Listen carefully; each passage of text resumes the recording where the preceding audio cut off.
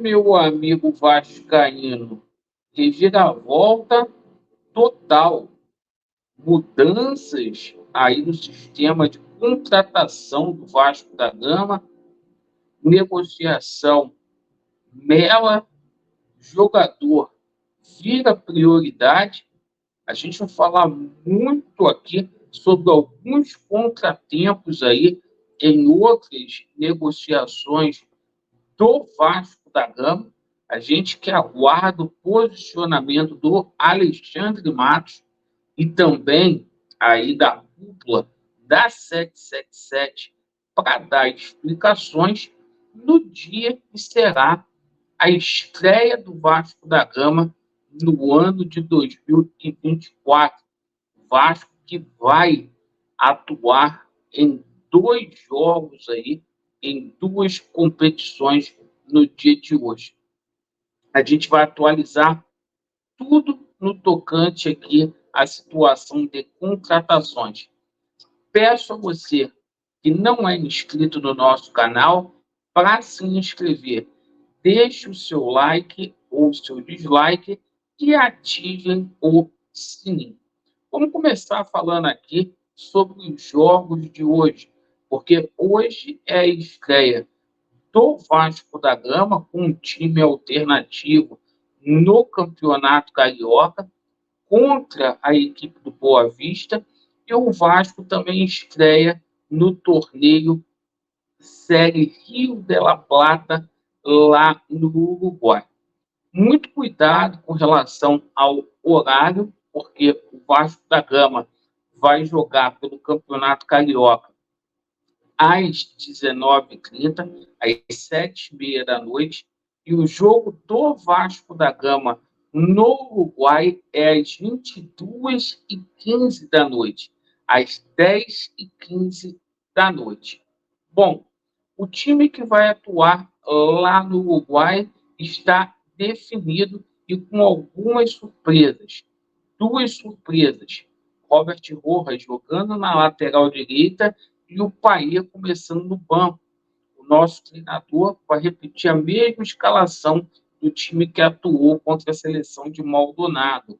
Ou seja, o time do Vasco da Gama com Léo Jardim, Robert Rojas, Medel e João Vitor, Lucas Piton, Zé Gabriel e Paulinho, Praxedes, Rossi, David e o Vegete. Já a equipe que vai atuar aqui no Rio de Janeiro, certo? Vai ter aí algumas surpresas, alguns jogadores conhecidos aí do pessoal. O provável Vasco, para poder pegar o Boa Vista, vai atuar com Raul no gol, na lateral direita o Paulinho, dupla de zaga Capasso e Miranda, na lateral esquerda o jovem Eliandrin, De Luca, Barros, Cocão, Marlon Santos, né, que é o Estrela, Oreliano e Paixão. Esse é o time do Vasco da Gama. Esperamos aí que o Vasco estreie com o pé direito, principalmente no campeonato estadual, que o Vasco faça bonito contra o São Lourenço, que vem de derrota no torneio Rio de la Plata, perdeu para o Gimásia por 1-0. Bom, agora a gente vai falar aqui sobre a situação envolvendo contratações. Meus amigos, contratempos aí em algumas negociações do Vasco da Gama. Então, a partir desse momento, a gente vai falar sobre a situação do Adson, todo esse problema envolvendo a volância do Vasco da Gama, com relação ao Esforza, com relação ao Cuejá, e a gente tem aí também uma atualização sobre o nosso Lúcio Rodrigues, pois o Vasco vai ter concorrência aí nesta negociação. Bom, sobre o Adson, estava previsto para o Adson chegar no Rio de Janeiro nesta quinta-feira. Todavia, o voo do Adson que faria Paris, Rio de Janeiro, foi cancelado. O Adson não chega aqui no Vasco da Gama no dia de hoje. Então, o que que acontece nessa história toda aí?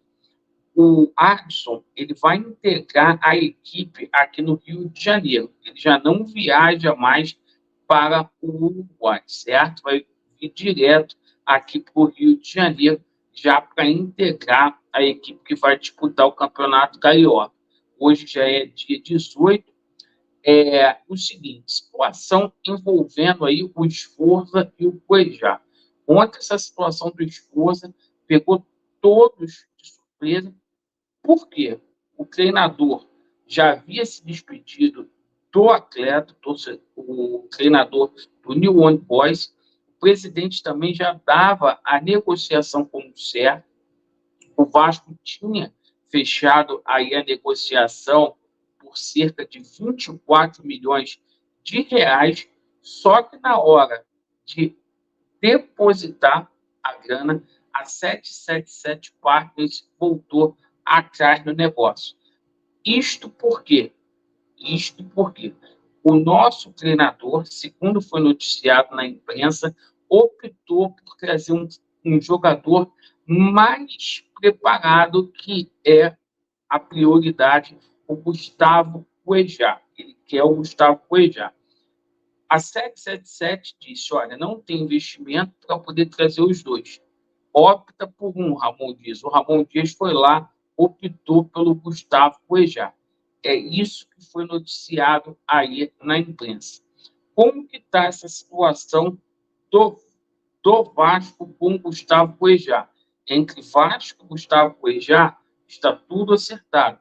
Gustavo Cuejá chegaria com 2 anos aqui de contrato, aceitou uma redução salarial, porém o Vasco negocia aí com o Al-Shabaab, certo? E o grande trunfo do Vasco da Gama nessa negociação é a amizade que o Cuejá tem com o Emiliano Dias e também com o Ramon Dias, certo?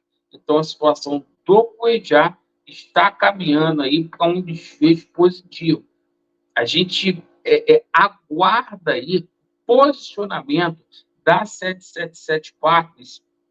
Por quê? Nessa situação, quem ficou mal na fita foi o Alexandre Matos. Foi o Alexandre Matos, o Alexandre Matos foi lá, fez o negócio, apertou a mão do presidente do New One Boys e simplesmente o recado que o Vasco está dando para o mercado sul-americano é o seguinte: olha, não dá para confiar. Os caras vieram aqui, acertaram tudo e desistiram do negócio, certo?